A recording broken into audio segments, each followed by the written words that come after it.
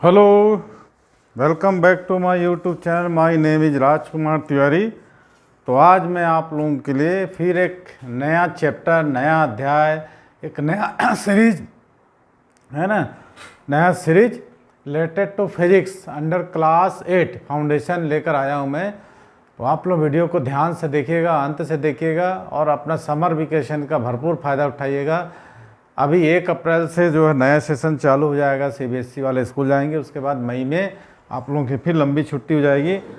तो इसका आप भरपूर फ़ायदा उठाइए और किसी भी सब्जेक्ट को डीपली तक समझने का प्रयास कीजिए। ये आपका फाउंडेशन है और समर कोर्स भी है, समझ लीजिए, और आगे आपको काफ़ी बेनिफिट मिलेगा। चलो टाइम वेस्ट न करते हुए हम स्टार्ट करते हैं आज का अपना वीडियो। तो आज का वीडियो फिजिक्स सब्जेक्ट पर आधारित है और चैप्टर का नाम है वर्क एंड एनर्जी, है ना, वर्क एंड एनर्जी।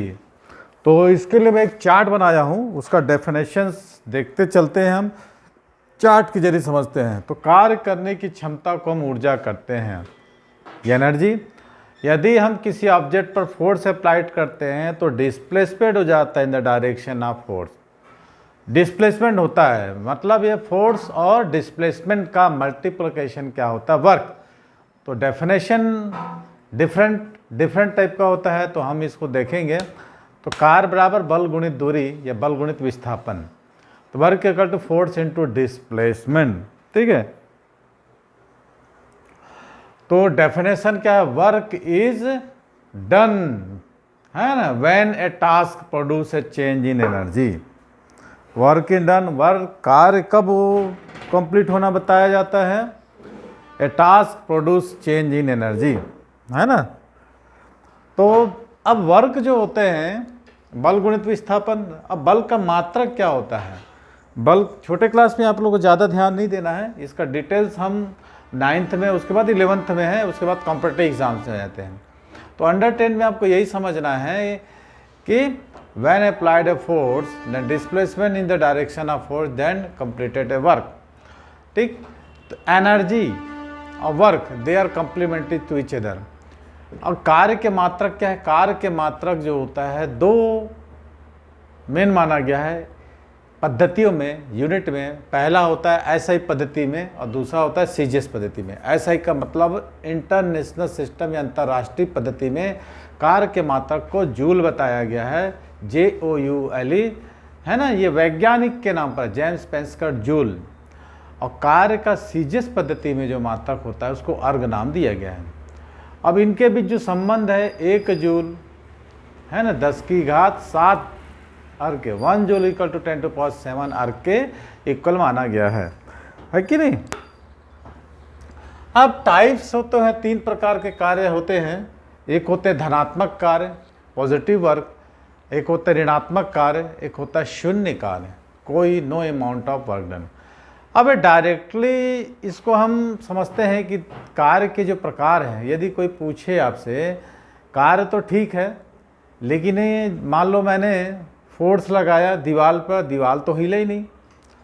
यदि मैं फोर्स जिस डायरेक्शन लगा रहा हूँ लेकिन मेरे को कार्य विपरीत दिशा में मिल रहा है। जब कार चल रही है ना, जब कार चलती है, जब ब्रेक लगाते हैं तो थोड़ा सा पीछे की ओर आ जाती है।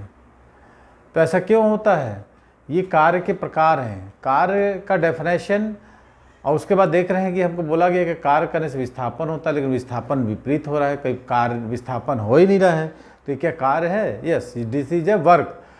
Then 3 types of work done, positive work, negative work, zero work, ठीक है।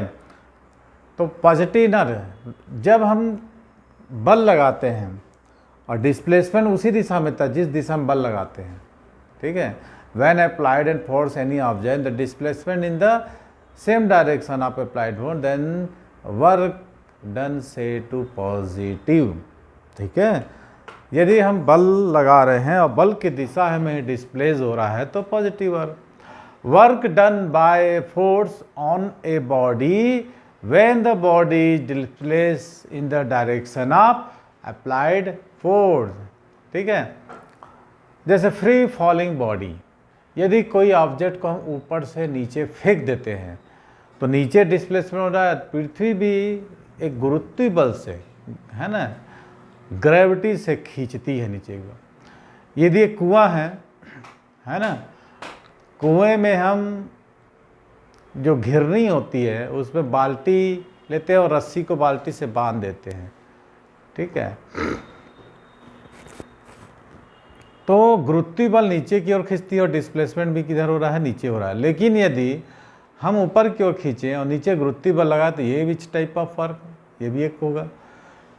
यदि रस्सी टूट जाती है तो कुआं जो है नीचे गिर जाता है और हम पीछे की ओर। उसी प्रकार टग वार है। तो चलिए, पॉजिटिव वर्क होता है कहने का मतलब कि जिस दिशा में हम बल लगा रहे हैं उस दिशा में हम कोई बॉल है उसको हम ऐसे फोर्स लगाते हैं तो आगे निकल जाती है। यदि बॉल पीछे आ जाती है तो नेगेटिव वर्क होता है। तो चलिए, दूसरा है ऋणात्मक कार्य या निगेटिव वर्क। आगे क्लास में देखोगे, आगे क्लास में अभी तो आप लोग positive work theta equal to कितना होगा 0 degree, negative work theta equal to 180 degree, opposite direction. Negative work theta equal to कितना हो जाएगा 0 वर्क 90 डिग्री। थीटा का मतलब एंगल, कितना एंगल सबटेंड कर रहा है। तो दूसरा होता है negative work, when a body displays in direction opposite direction of the forces, clear. When applied force and displacement in the opposite in direction of applied force, then we say this is the negative work, ठीक है। जैसे हम गाड़ी में brake लगाते हैं, brakes applied on a moving vehicle, जैसे brake लगाते हैं तो एक्सेलरेशन 0 हो जाता है, एक्सीलरेशन की जगह रिटार्डेशन प्रोड्यूस होता है, त्वरण की जगह मंदन उत्पन्न होता है। इसको आगे की क्लास में हम समझेंगे। न्यूटन के तीनों इक्वेशंस को आप एक बार आई क्लास में जाके देखेंगे तो आपके डाउट्स क्लियर हो जाएंगे, लेकिन आपको वहाँ तक समझना नहीं है। अब यही समझ लीजिए कि धनात्मक कार्य जिस दिशा में बल लगा रहे हैं उसी दिशा में विस्थापन हो रहा है, ऋणात्मक कार्य जिस दिशा में बल लगाते हैं उसके विपरीत दिशा में क्या हो रहा है, डिस्प्लेसमेंट हो रहा है, जैसे कि हम गाड़ी में ब्रेक लगाते हैं। तीसरा है 0 वर्क। अपने प्लेटफॉर्म पर स्टेशन गए होंगे, कहीं भी जर्नी किए होंगे, यात्रा किए होंगे, आपके पास हैवी बॉक्सेस होते हैं तो आपको कूली को बुलाते हैं। कूली जो है अपने सिर पर प्लेटफॉर्म को, सिर पर लगेज को लेकर प्लेटफॉर्म पर हॉरिजॉन्टल मोशन करता है। तो ये देखिए मेरे को कि जो आपका सूटकेस सिर पर रखा है वो क्या मोशन हो रहा है। The forces and the displacement are perpendicular to each other, then this type of force is known as 0 work. Person pushes a wall, मान लो मैंने कार तो किया, दीवार पर धक्का लगाया लेकिन दीवार डिस्प्लेस नहीं हो गई, दिस इज द 0 वर्क, ठीक है। तो ये हो गया धनात्मक कार्य, ऋणात्मक कार्य और शून्य कार्य, कार्य के प्रकार, ओके। तो इसके बारे में और डिटेल्स करते हैं। अब देखते हैं हम एनर्जी, कार्य करने की क्षमता को, किसकी क्षमता ज़्यादा है। जैसे पावर है W, पावर को P से P इक्वल टू W/T, उसको भी देखें हम, ठीक है, क्योंकि पावर ज़्यादा कब होता है, जब समय कम होता है, समय जब कम होता है पावर ज़्यादा, लीजिए। तो वर्क एन एनर्जी, तो एनर्जी को क्या लिखेंगे, एनर्जी हमने दिखाया है ability of an object do work. Ability माने योग्यता, कार्य करने, ये काम आप कर सकते हैं कि नहीं, आप योग्य हैं कि नहीं, आप में एनर्जी ज़्यादा होगा तभी उस कार्य को हम कर सकते हैं, ठीक है। तो ability of an object to do work is known as energy. अब एनर्जी के देखिए मैंने लिखा है फॉर्म्स। तो एनर्जी के मेन 2 मुख्य है जिसको बोलते हैं काइनेटिक करनी, किसी वस्तु में अपनी गति के कारण जो एनर्जी होती है, ठीक है, उसको हम काइनेटिक एनर्जी बोलते हैं। मान लो कोई ऑब्जेक्ट है, जैसे ये, जैसे डैम में पानी है तो वो क्या होगा, अपनी स्थिति के कारण जो एनर्जी होती है ड्यू टू हर पोजिशंस। पहला होता है काइनेटिक एनर्जी मोशन फॉर्म में, दूसरा होता है पोटेंशियल एनर्जी, स्थिर फॉर्म में भी एनर्जी होता है, चलती हुई गाड़ी में भी एनर्जी होता है। तो काइनेटिक एनर्जी और पोटेंशियल एनर्जी। तो काइनेटिक एनर्जी को मैंने क्या बताया, energy possessed by body virtue of the state of motion, जैसे कि moving train, car, bus and so on. Potential energy, energy possessed by body to virtue to its state of position, है ना, clear. अब देखिए बहुत सारे energy आपने देखे होंगे, ये तो बोले कि मेन एनर्जी कौन सा था, कौन सा types of energy, kinetic energy, potential energy, ठीक है। अब जो पोटेंशियल एनर्जी था, पोटेंशियल एनर्जी का कितना फॉर्म है, gravitational energy, elastic energy, gravitational energy, elastic energy, गुरुत्वीय ऊर्जा और प्रत्यास्थ ऊर्जा, है ना। गुरुत्वीय, जैसे हम कमान को खींचते हैं और छोड़ देते हैं, है ना, कमान को, तो कौन सा बताया मैं कि जो पोटेंशियल एनर्जी के फिर से हम दो फॉर्म देखते हैं। पहला ग्रेविटेशनल पोटेंशियल एनर्जी और दूसरा elastic energy. Gravitational potential energy जिसको हम कहते हैं MGH, 11th क्लास में आप पढ़ोगे, तो energy acquired by an object to virtue of its height to the earth. जैसे कि मान लो किसी ऑब्जेक्ट को मैं अर्थ सरफेस से कुछ ऊपर क्यों ले जाता हूँ, अगेंस्ट टू ग्रेविटी। देखो किसी भी ऑब्जेक्ट को हम ऊपर नीचे से ऊपर फेंकते हैं ना, तो कुछ दूरी जाके नीचे आ जाता है, क्योंकि उस पर अपोजिट डायरेक्शन में फोर्स लगता है, जिसको हम कहते हैं ग्रेविटेशनल फोर्स, है ना, गुरुत्वीय बल बोलते हैं। तो गुरुत्वीय बल के विरुद्ध जो किया गया कार्य है ना, वो एनर्जी में कन्वर्ट हो जाता है, जिसको हम ग्रेविटेशनल पोटेंशियल बोलते हैं, क्लियर। अब दूसरा होता है इलास्टिक एनर्जी, प्रत्यास्थ ऊर्जा, इलास्टिसिटी। प्रत्यास्थता क्या है, व्हाट इज इलास्टिसिटी, जिसको हम खींचते हैं तो खींचा जाता है और छोड़ते हैं तो पुनः अपनी स्थिति में आ जाता है। जैसे रबर, जैसे आपकी कान है, कान को मैंने खींच गया, फिर छोड़ दिया, अपने इनिशियल पोजीशन में आ गया। तो what is the elastic energy, energy acquired by an object by virtue of it's condition. क्या एग्जाम्पल होगा, स्टेज स्प्रिंग, ठीक है। तो ये हो गया हमारा काइनेटिक एनर्जी और पोटेंशियल एनर्जी। पोटेंशियल एनर्जी का दो फॉर्म था, ग्रेविटेशनल पोटेंशियल एनर्जी, है ना, अपनी हाइट के कारण अगेंस्ट टू ग्रेविटी जो एनर्जी स्टोर रहती है, ग्रेविटेशनल पोटेंशियल बोलते हैं। इलास्टिक एनर्जी, जैसे अपन तीर कमान छोड़ते हैं। अब एनर्जी के अदर फॉर्म में जैसे कि heat energy, sound energy and electrical energy.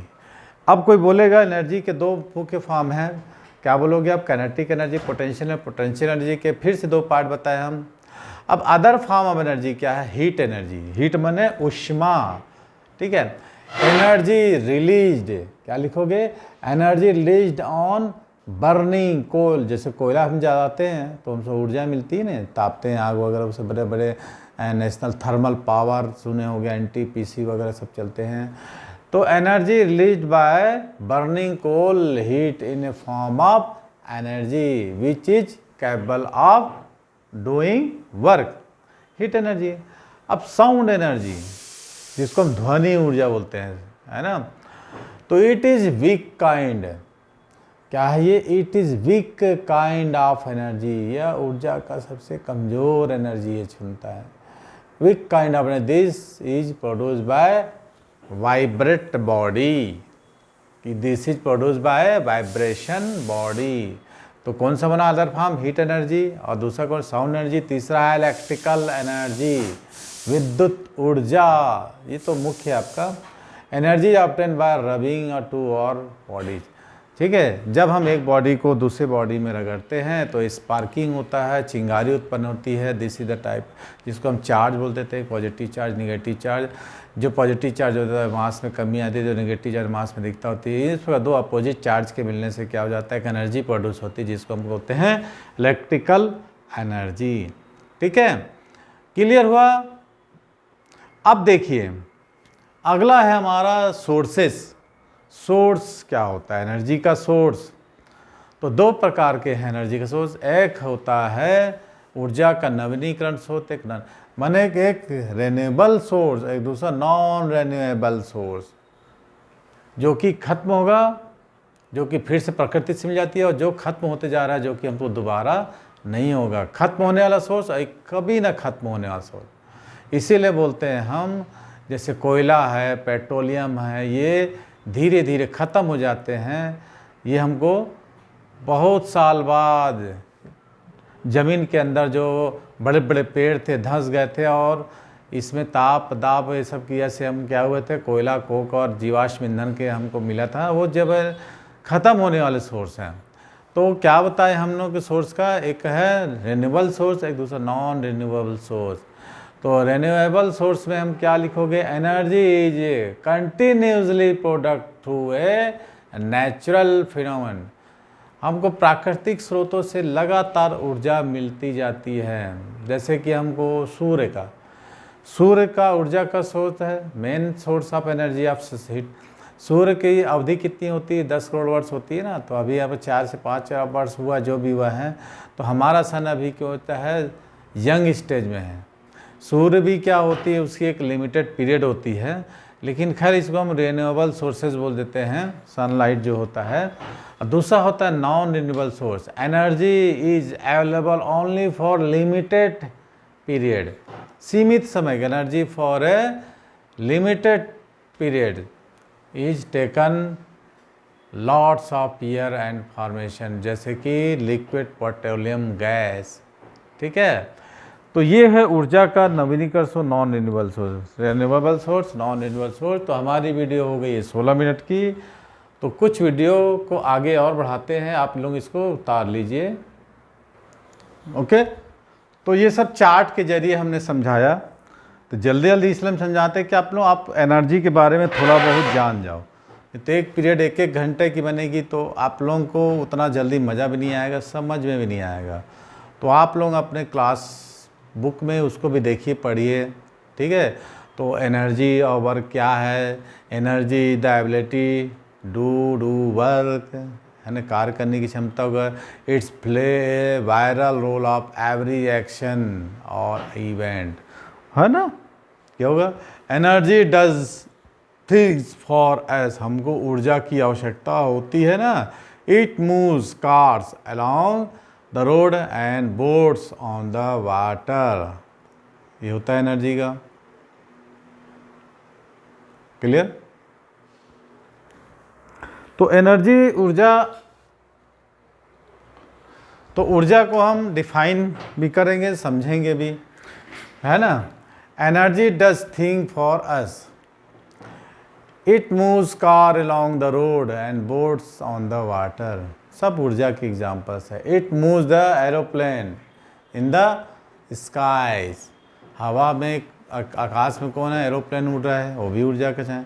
It cooks food for us, और बताइए, it plays our favourite songs and light and home. Energy helps our body grow and our mind think, energy चाहिए, ऊर्जा चाहिए खाने के लिए। Energy define as the ability to produce change or do work, है ना। And that work can be divided into several main task be easily देखो। ठीक, तो वर्क ये एनर्जी हो गया। अब वर्क का क्या था, वर्क हैज़ डिफरेंट मीनिंग और डिफरेंट, जिससे भी पूछोगे कार्य की सब अलग अलग परिभाषा बताएंगे। जब हम पढ़ते हैं, व्हेन वी स्टडीड, है ना, तो हम कौन सा काम करते हैं, मानसिक कार्य कर, सबका अपना अपना कार्य है। कोई मानसिक कार्य करता है, कोई शारीरिक काम करता है, कोई कुछ काम करता है। We do mental work when work carry bricks and cement to higher floors of building, जब कोई मजदूर को देखिए आपको कि हाई लेवल ऊपर तक मटेरियल पहुंचाने के लिए क्या करता है, वो भी वर्क करता है ना, building.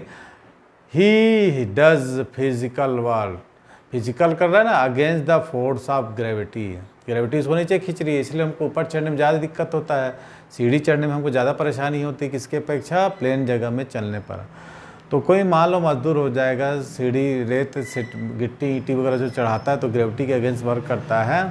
Work has definite meaning, है ना। अब देखो, technical meaning work is always same as the common meaning, हो गया ना। वर्क, मान लो हम वर्क को और समझें डिटेल्स में, तो if you lift on object about the ground you do work, if you sum object you have done some work, this causes the applied some forces which moves the object in science. Work is said thus only force moves on an object. ठीक है, और एक और define देता है, work done on the object the product of the force and distance.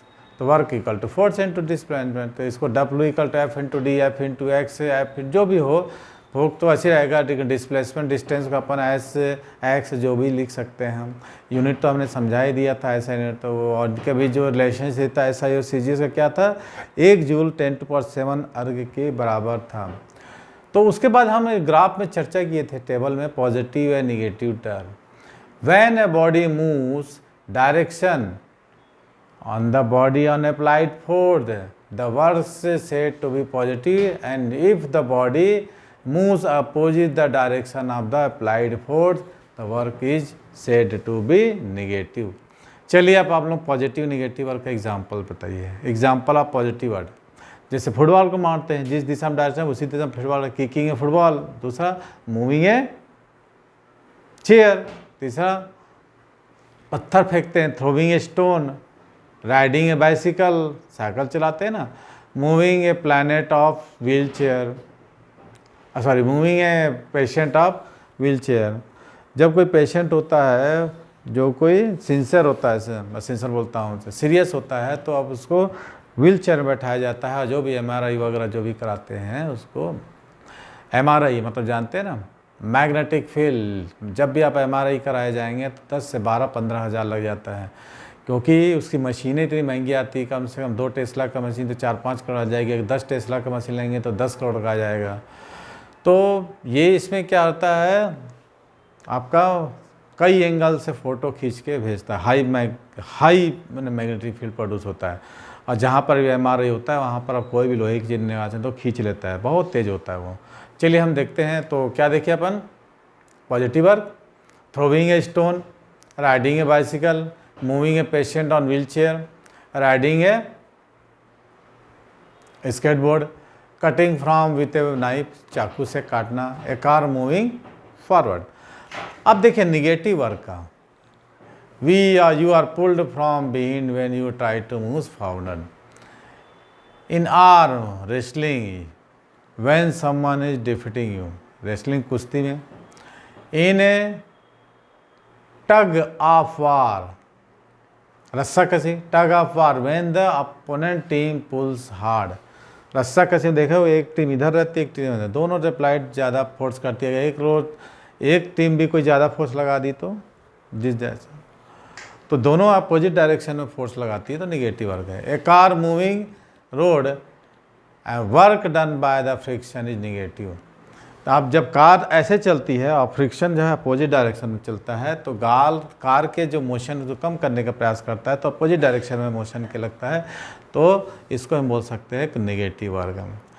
After you press A spring it relax, है ना, spring को प्रेस करते हैं अभी छोड़ देते हैं तो इनिशियल पोजीशन में आ जाती है। तो ये हुआ हमारा कौन सा, 2 प्रकार के कार्य, पॉजिटिव और निगेटिव, उसका डिटेल्स। तो हमारी वीडियो 23 मिनट की हो गई है, तो 7 मिनट की वीडियो हम और देखेंगे। अब देखते हैं कंडीशन ऑफ नो वर्क और जीरो वर्क। पॉजिटिव निगेटिव देख लिया हमने, पॉजिटिव निगेटिव देख लिया। अब कंडीशन ऑफ नो जीरो, मान लो आप दीवार में खड़े हो और दीवार को आप पुश कर रहे हो ना दीवार को, you may apply all your strength force in trying to lift a car, push a wall and find the you can not move it, since the object not move no work is said to be done. जब हम किसी भी object में force लगाते हैं लेकिन में displacement नहीं होता है, मुलता नहीं है, तो हम इसको बोल सकते हो कि amount of work done zero because displacement is also zero. Thus, in physics, no work is done by object does not move on applying force। मान लो कोई कुली अपने सिर पर सामान रख के जा रहा है तो कुली को पैसा नहीं दोगे क्योंकि आपने वर्क ही नहीं किया, ऐसा मत करना। कुली तो काम कर रहा है, लेकिन साइंस की भाषा में क्या हो रहा है, डिस्प्लेसमेंट जो हो रहा है ज़ीरो हो जा रहा है, तो इसमें work is done by zero. ठीक है, तो यही मैं देख रहा था, when you push a wall by applying force does it move from its position, since the wall does not move the work done by the you in the wall is zero, therefore no work done if there is no displacement। Okay, a passenger standing कोई मान लो यात्री है, passenger standing station railway platform पर आराम से खड़ा हुआ है विद हैवी सूटकेस। एक आदमी प्लेटफॉर्म में आराम से खड़ा है सूटकेस लेकर, मतलब बहुत भारी suitcase. Does and his hand में गेट थर्ड, जब उसका हाथ थक जाता है, tired soon, but he does not work because the suitcase held by him does not move at all. कहने का मतलब होता है जहाँ भी डिस्प्लेसमेंट जीरो होगा तो वर्क भी जीरो हो जाएगा, क्योंकि वर्क इक्वल टू होता है फोर्स इनटू डिस्प्लेसमेंट। थोड़ा सा जल्दी से बोल रहा हूँ कि समय वीडियो लंबी ना हो जाए। तो ये आज हमने देखा वर्क के बारे में। तो कार्य के कितने प्रकार हैं? 2 प्रकार, 3 प्रकार, धनात्मक, ऋणात्मक और शून्य होते हैं, है कि नहीं। कार्य का मात्रक हमने बताया, रिलेशनशिप बताया और इसके एग्जाम्पल्स भी देखा। तो अब आप लोग कार्य से संबंधित जो भी नॉलेज होगा, अब आप लोग उसको एक कॉपी में बैठ के लिखिए, उसका यूनिट लिखिए और लिखने के बाद उसको डिटेल में समझिए, ठीक है। तो आज की वीडियो को यहीं समाप्त करते हैं, मिलते हैं मगर कल के वीडियो में हम देखेंगे एनर्जी का डिटेल, और चार्ट आप लोगों को पूरा मदद करेगा समझने में। तो वीडियो को यहीं बंद करते हैं और आज की वीडियो को यहीं समाप्त करते हैं, मिलते हैं अगले वीडियो में। वीडियो अच्छी लगे तो लाइक करना, शेयर करना दोस्तों के साथ। Thanks for watching my video.